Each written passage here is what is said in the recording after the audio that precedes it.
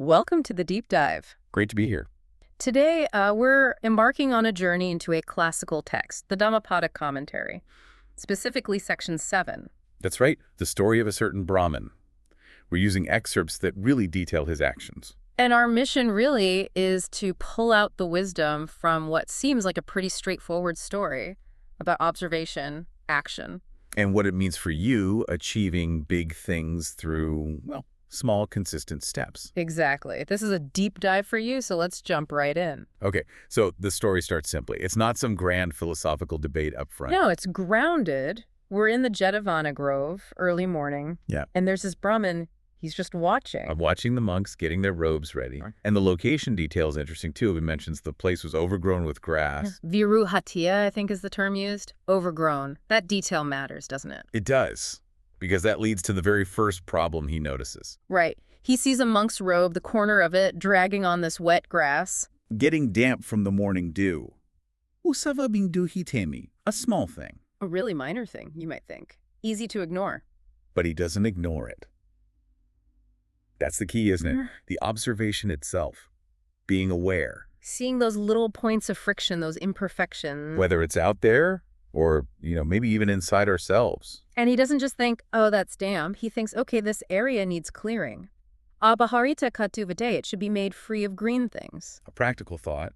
And then, crucially, action. Yes. The very next day. It wasn't just a passing idea. No, he gets a hoe, Kudalabaya Ganfa, goes there, clears that spot. Makes it smooth like a threshing floor, the text says. Kalaman alasadisa, a deliberate physical act. Problem one observed, problem one addressed. Simple cause and effect. You'd think, maybe job done, pat on the back. But no, he keeps watching. Same spot. Grass gone, ground smooth. Or now, a different issue. He sees a robe corner fall onto the bare earth. And this time, it gets dusty. Pazumi pavatamane disva. Solving one problem revealed another. That happens, doesn't it? It absolutely does. It's that iterative process. You fix one thing, and suddenly you see the next thing that needs attention. So what's his response this time?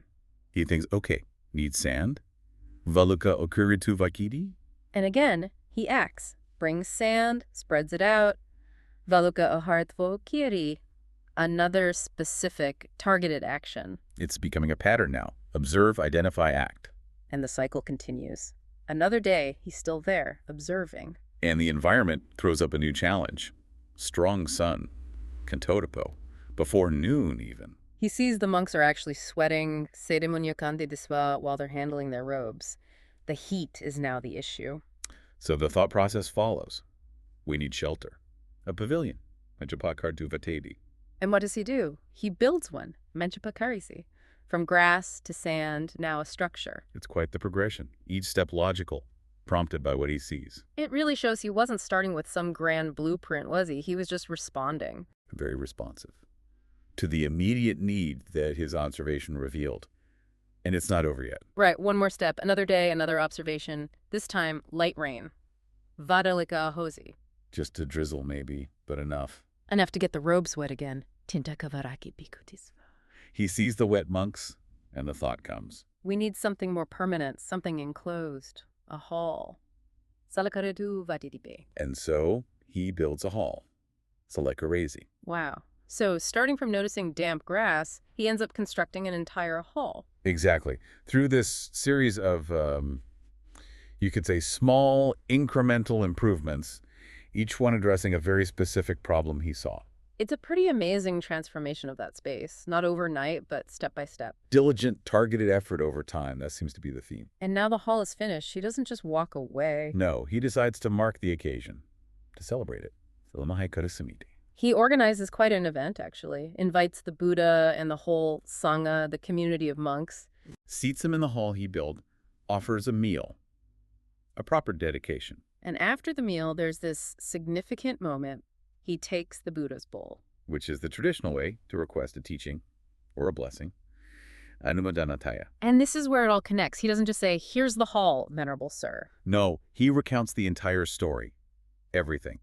Adito pasaya sabanta pavats arosesi. Starting right back with that first observation, the robe dragging in the dew and detailing every single problem he saw and every specific action he took. Laying out the whole process. The observation, the response, the next observation, the next response. And the Buddha listens patiently to this whole account. Satattasavakana Sutta. And then the Buddha gives the core teaching. This is the heart of it. He says essentially, Brahmanta, wise people, Doing good, little by little, moment by moment, gradually remove their own impurities. tokaita tokaikinta, little by little, moment by moment. That phrasing is so crucial. It really is. It emphasizes the consistency, the frequency, not necessarily the size of the action at any one time. And it's the wise patita who do this. It's presented as a skillful way to operate. Then the Buddha crystallizes this into a verse, a gatha. Using this powerful analogy, can you share that? Sure. It goes, Anupupena medavu toka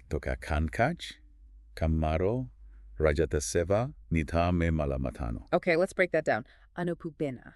That means gradually, sequentially, step by step, like the Brahmin's actions. Medavi. A wise person, someone with insight, perhaps enlightened by the Dharma. And tokata kan, again, little by little, moment by moment. Or you could even say, at every opportunity, consistently. And the core analogy, Kamaro Rajataseva Nidame Malamatano. Just as a smith removes impurities from silver, that's the comparison. The commentary often uses gold, but the principle is the same. How does a smith do that? The commentary elaborates, right? Yes, it makes it very clear. A smith, whether working with silver or gold, can't purify it all in one go. You can't just heat it once, hit it once, and be done. It doesn't work like that. No. They have to heat it, hammer it, let it cool perhaps, heat it again, hammer it again. Puna puneta pento cuyento, repeatedly heating and striking. It's this repeated gradual process. Exactly. That's what draws out the dross, the impurities, the mala. And then you can make something beautiful, like an ornament. Okay, I see the connection. So just like the smith works repeatedly, A wise person doing good puna, Yeah. repeatedly, moment by moment. removes their own impurities, their own mala. Right. Things like greed, aversion, delusion, ragadamala, the internal stuff that clouds our minds and causes suffering. So the Brahmin's external actions, clearing grass, adding sand, building structures, become a perfect metaphor for this internal purification process. Precisely. It's about tackling the obstacles, the impurities, one by one, patiently, persistently. Not trying to do it all at once, but applying effort again and again. And through this gradual removal, this nidhamaya, one eventually becomes nikileso, free from defilements. That's the path the Buddha is illuminating here, using the Brahmin's very practical story as the illustration. And the result for the Brahmin himself after hearing this explanation. It was profound. The text says he attained Sotāpatti, the fruit of stream entry. Which is a major step in Buddhist understanding, right? A fundamental shift in perspective. A very significant realization, yes. So his practical step-by-step efforts, when framed by the Buddha's wisdom, led him to deep insight. It wasn't just about building a nice hall, it was the process and understanding that process. And importantly, the sources note the discourse was beneficial for everyone there. Mahajanasapi satika desana asujiti. This isn't just for one person, it's a universal principle. So let's bring this home. We've done this deep dive into the sources you've shared. What does this ancient story mean for you, listening right now? I think the power lies in that connection between the Brahmin's methodical work and the Buddha's teaching on gradual purification. The idea that big changes, whether outside us or inside us, aren't usually sudden bangs. No, they're the sum total of many, many small actions, little by little, moment by moment, applied consistently, guided by observation. Think about learning anything new, a skill, an instrument, a language. You don't just wake up fluent. Absolutely not. It's that daily practice, maybe just 15 minutes. That's your tokochoka, that's the kankam. Or breaking a habit, building a better one. It's rarely one grand decision. It's the small choices made repeatedly. Resisting the urge this time, making the healthy choice this time, again and again. Working towards any large goal, really. It's achieved anupubena, step by step. You chip away at it. And that idea of purifying oneself, it doesn't have to be explicitly spiritual, though it can be. It's about addressing our own internal impurities, negative thought patterns, unhelpful reactions, biases. Things that hold us back or cause distress. Yeah. And we address them not by wishing them away, but by noticing them like the Brahmin, noticing the dew and applying conscious effort repeatedly to counter them or replace them, like the smith hammering the metal. So observation is the starting point. Seeing clearly what the actual immediate problem or impurity is, Then applying the Smith's method, that patient repeated effort, not getting discouraged if it doesn't change overnight. Because of purification, the real change happens gradually through that consistent work. This deep dive really highlights that, doesn't it? The often overlooked power of consistent small actions. It's not always glamorous. No, clearing grass isn't glamorous. Spreading sand isn't glamorous. But it leads somewhere significant. Just like the smith patiently working the metal leads to something refined and valuable. It's the same for us, refining ourselves, our lives, our work. So maybe the biggest takeaway is the value of diligence in the small things, the little by little, moment by moment approach. I think so. It connects practical action with profound results, both external and internal. Okay, so here's a final thought for you to maybe reflect on after this deep dive. Where, in your life, right now, which area could benefit most from applying this Smith's method? Where could that patient, consistent, repeated effort on the small things, little by little, moment by moment, lead you towards the greatest purification or the most meaningful transformation?